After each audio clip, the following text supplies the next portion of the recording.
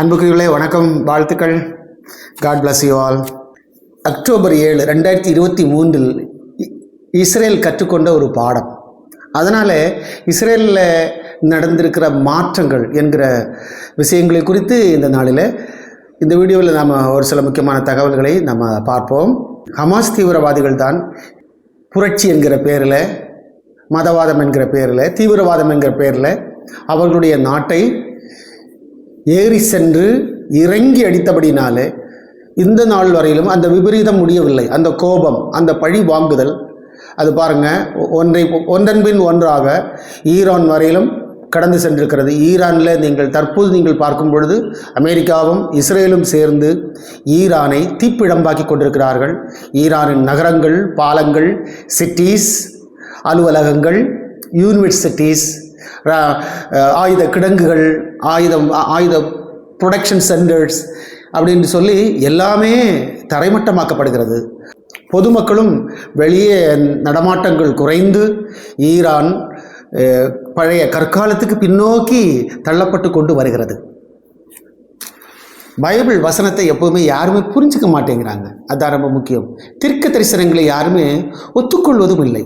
இந்த யூதர்களை குறித்து என்ன சொல்கிறது சொன்னால், யாக்கோபிலே மீதியானவர்கள். பாருங்கள், யாக்கோபிலே மீதியானவர்கள் என்று சொன்னால், யாக்கோபுக்கு தான் இன்னொரு பேர் இருக்குது, இஸ்ரேலுங்கிற பேர் தேவனாகிய கர்த்தர் வைத்தார். கிமு 1800 அதை வைத்தார் என்று நான் பல வீடியோவில் நான் சொல்லியிருக்கிறேன். அப்போ அந்த யாக்கோபில் மீதியானவங்க, இவங்க ஆல்ரெடி இஸ்ரேலிலிருந்து துரத்தி அடிக்கப்பட்டவர்கள். அது உண்மை. அதை தேவனாகிய கர்த்தரே முன்பதாக சொல்லிவிட்டார். இயேசு கிறிஸ்துவ முன்பதாகவே சொல்லிவிட்டார். ஒரு கல்லின் மேல் ஒரு கல் இராதபடிக்கு இடிக்கப்படும் காலம் வரும். அது அவர்களுடைய தேவாலயத்தை குறித்த விஷயம். அப்புறம் புறஜாதிகளுக்குள்ளே சிறைப்பட்டு போவார்கள் அப்படிங்கிற அந்த தீர்க்க தரிசனம். சகல நாடுகளிலும் சிறைப்பட்டு போவார்கள் என்கிற அந்த தீர்க்க தரிசனத்தின் பிரகாரம் அவர்கள் உண்மையாகவே விரட்டி அடிக்கப்பட்டார்கள். அந்தந்த நாடுகளிலே ஏகப்பட்ட யூதர்கள் கொல்லப்பட்டார்கள். இப்படி பல தண்டனைகளை அனுபவித்து மீதியாயிருக்கிறவர்கள் யாக்கோபில் பாருங்கள், யாக்கோபில் மீதியானவர்கள் சிங்கம் காட்டு மிருகங்களுக்குள்ளே இருக்கிறதுக்கு சமானமாகவும். பார்த்தீங்களா அந்த அடையாளத்தை பாருங்கள், சிங்கம் காட்டு மிருகங்களுக்குள்ளே இருப்பதற்கு சமானமாக இருப்பார்கள், வருவார்கள், எழும்புவார்கள் என்கிறது தீர்க்க தரிசனம். இது மீகா தீர்க்க தரிசனம். அக்டோபர் 7, 2023 ஹமாஸ் தீவிரவாதிகள் வீணான அந்த தாக்குதல் விஷயத்தை செய்தார்கள். இப்போ இஸ்ரேல் மீண்டும் மீண்டும் மீண்டும் தன்னை பலப்படுத்தி மேம்பட்டு கொண்டு வருகிறது. ஹமாஸ் எப்போவுமே ஈரான் நாட்டினுடைய தலைமையில் உருவாக்கப்பட்ட ஒரு தீவிரவாத குழு என்று நம்ம உலகம் அறிந்த விஷயம். பார்த்தீங்களா? அப்போ ஈரான் தான் அதுக்கு பின்னாடி சப்போர்ட்டிவாக இருக்கிறதை நாம் காண முடிகிறது.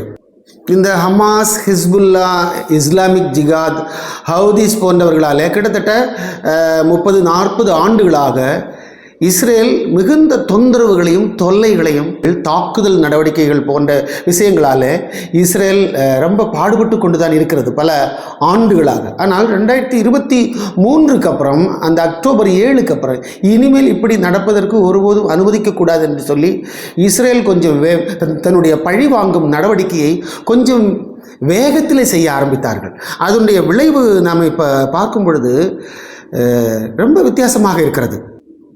இப்போ மார்ச் நம்முடைய இந்த 2026 மார்ச் 30 இஸ்ரேலில் ஒரு நியூ சட்டம் ஒன்று பாஸ் ஆகியிருக்கிறது. இஸ்ரேலுடைய நெசட் சட்டசபையில் 62 ஓட்டுகள் அதில் இருந்தது.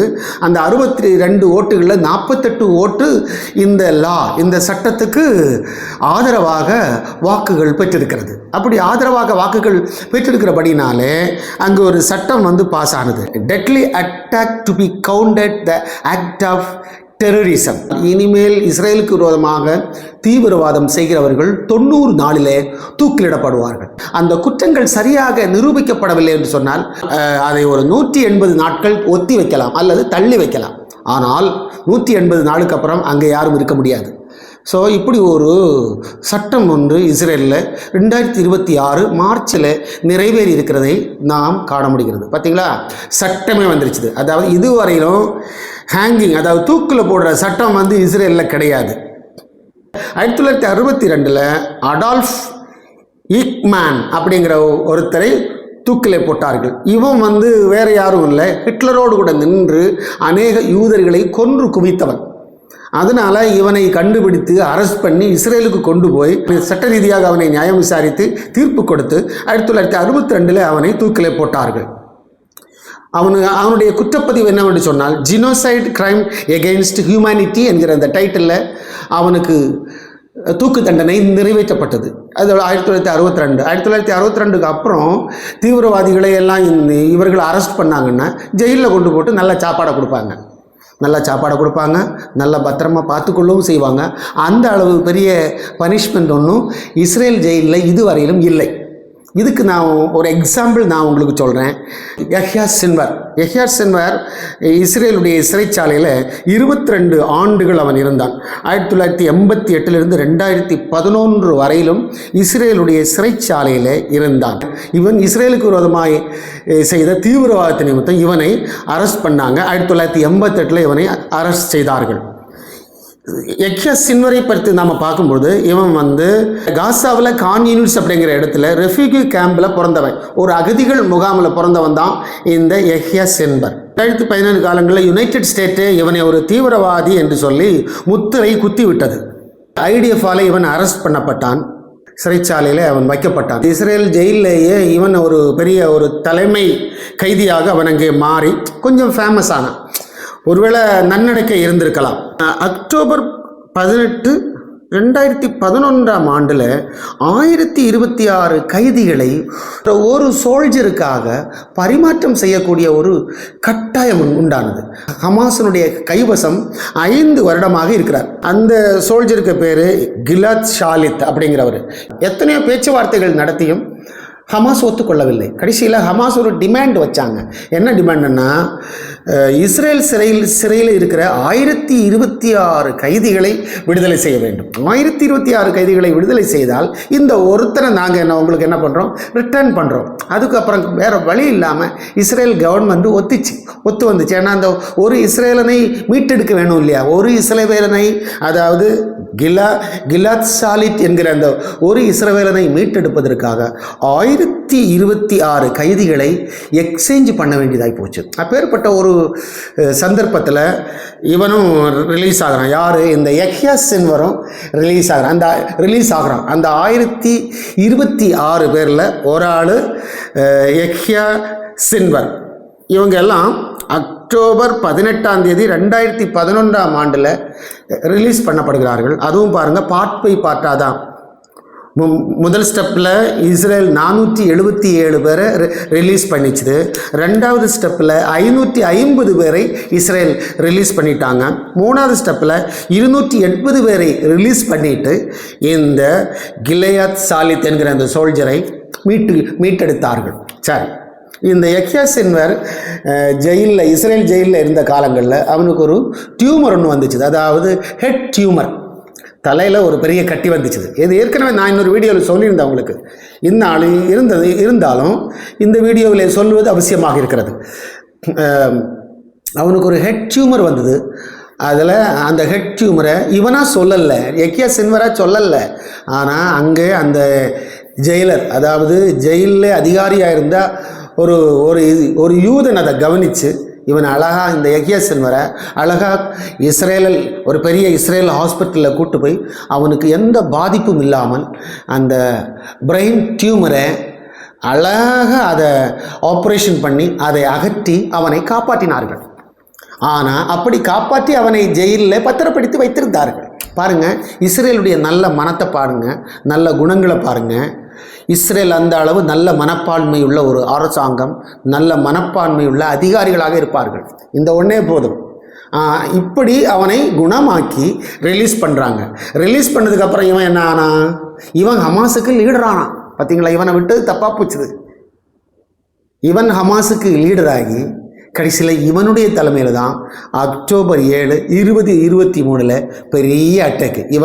இவனால் கடைசியில் இஸ்ரேல் 1200 பேரை இழந்தது, ப்ளஸ் 250 பேரை பணைய கைதிகளாகவும் பிடித்து கொண்டு போனார்கள். அவர்களையும் உயிரோடு விடவில்லை. எல்லாரையும் பட்டினி போட்டு வதைத்து சிதைத்து கொண்டார்கள். அதனுடைய விபரீதம் தான் இன்றைக்கி நீங்கள் ஈரான் வரைக்கும் பார்க்குறீங்க. ஹிஸ்புல்லா சைடில் பார்க்கலாம், ஈரானில் பார்க்கலாம், காசாவில் நீங்கள் பார்க்கலாம். இப்போ ஹவுதி மட்டும் ரொம்ப அடி வாங்கல, எல்லாத்தையும் முடிச்சுட்டு ஹவுதிஸ் பக்கமும் திரும்புவாங்க பாருங்கள். அப்போ இஸ்ரேல் ஒரு நல்ல பாடத்தை கற்றுக்கொண்டபடினால்தான் இப்படி ஒரு சட்டம் மார்ச் 30, 2026 புதிய சட்டம் வந்திருக்குது. இனிமே தீவிரவாதத்தில் பிடிக்கப்படுகிறவர்கள் கண்டிப்பாக இஸ்ரேல் ஜெயிலில் நல்ல சாப்பாடை சாப்பிட்டுக்கிட்டு ரொம்ப காலம் இருக்க முடியாது. இதுக்கு முன்னாடி தீவிரவாதிங்க யோசிப்பாங்க, பரவாயில்ல நம்ம தீவிரவாதத்தில் பிடிச்சா என்ன பண்ணுவாங்க, ஜெயிலில் கொண்டு போடுவாங்க, நமக்கு அங்கே நல்ல சாப்பாடு கொடுப்பாங்க. அதுக்கப்புறம் நமக்கு அவுட்டரில் இருக்கிற ஆளுங்க யாரையாவது இஸ்ரேல் சோல்ஜருங்களை ஒரு 2-3 பேரை எப்படியாவது பிடிப்பாங்க, இவங்களை வச்சு மிரட்டுவாங்க, நாம் வெளியே வந்துடலாம் அப்படி என்று சொல்லிதான் தீவிரவாதிகளுடைய எண்ணங்களாக இருந்தது. ஆனால் இப்போது நிலைமை மாறியது. பார்த்தீங்களா, அக்டோபர் 2023 கற்றுக்கொண்ட அந்த விஷயத்தை இஸ்ரேல் ஒரு பாடமாக எடுத்து இப்போ பாருங்க, ஒரு தூக்கு தண்டனை சட்டத்தையும் இஸ்ரேல் நிறைவேற்றி விட்டது. இந்த தண்டனை இஸ்ரேல் மக்களுக்கு பொருந்தாது, தீவிரவாதிகளுக்கு தான் இது பொருந்தும் என்று சொல்லி ஏகோபித்த மனதோடு கூட இதை நிறைவேற்றி இருக்கிறார்கள். இப்போ தேவனாகிய கர்த்தரும் இந்த மக்களுக்கு ஆதாரமாக என்ன சொல்கிறார் தெரியுமா? யாக்கோபு என்னும் பூச்சியே, இஸ்ரவேலின் சிறு கூட்டமே, பயப்படாது, நான் உனக்கு துணை நிற்கிறேன் என்று தான் கர்த்தராகிய தேவனும் சொல்லுகிறார். ஜெயித்து கொண்டே இருக்கிறார் பாருங்க. அவ்வளோ பெரிய ஈரான் இஸ்ரேலை விட கிட்டத்தட்ட 80 மடங்கு பெரிய நாடு. நம்முடைய இந்தியாவில் பாதி அளவு உள்ள ஒரு நாடு ஈரான். அந்த ஈரான் பாருங்கள், இஸ்ரேலுக்கிட்டே இருந்தும் அமெரிக்கா கிட்டே இருந்தும் பகிரங்கமான அடிகளை வாங்கி நின்று கொண்டிருக்கிறது. இது எல்லாமே 2023 அக்டோபர் 7 நடந்த தாக்குதலுக்குரிய விபரீதம். பார்த்தீங்களா, வருஷம் 2-3 ஆயிடுச்சு, இன்னும் அதனுடைய வீரியம் குறையவே இல்லை பாருங்கள். அது கண்டினியூஸாக போயிட்டே இருக்குது. ஒருவேளை இது இனி மற்ற நாடுகளெல்லாம் இதில் குதித்து 3ஆம் உலகமாக யுத்தமாக எல்லாரும் சேர்த்து மாற்றுறாங்களா இல்லையா என்பது பொறுத்திருந்துதான் நாம் பார்க்க வேண்டும். ஏன்னா கர்த்தருடைய வசனங்களும் பாருங்கள், இஸ்ரேலுக்கு ஆதரவாகவும் மற்ற ஜாதிகளுக்கு விரோதமாகவும் தான் இருக்கிறது. பாருங்கள், செவி கொடாத புறஜாதிகளிடத்தில் கோபத்தோடும் உக்கிரத்தோடும் நீதியை சரி கட்டுவேன் என்று கர்த்தர் சொல்லுகிறார். அதனால் பைபிள் தீர்க்க தரிசனங்கள் நிச்சயமாய் ஒவ்வொன்றும் என்னென்ன விதங்களிலே என்னென்ன கோணங்களிலே சொல்லப்பட்டிருக்கிறதோ அது சரியாக நிறைவேறும். வானத்துக்கு சொன்னது வானத்துக்கு, பூமிக்கு சொன்னது பூமிக்கு, கடலுக்கு சொன்னது கடல், அப்புறம் நட்சத்திரங்களுக்கு சொன்னது நட்சத்திரங்களுக்கு, உலகத்துக்கு சொன்னது உலகத்துக்கு, பூமிக்கு சொன்னது பூமிக்கு, அரசியலுக்கு சொன்னது அரசியலுக்கு, இஸ்ரேலுக்கு சொன்னது இஸ்ரேலுக்கும், மற்ற புறஜாதிகளுக்கு சொல்லப்பட்டது புறஜாதிகளுக்கும் என்று எல்லாமே வரிசையாய் நிறைவேற போகிறது. சிந்திப்போம் பிரியமானவர்களே. Thank you all. God bless you all.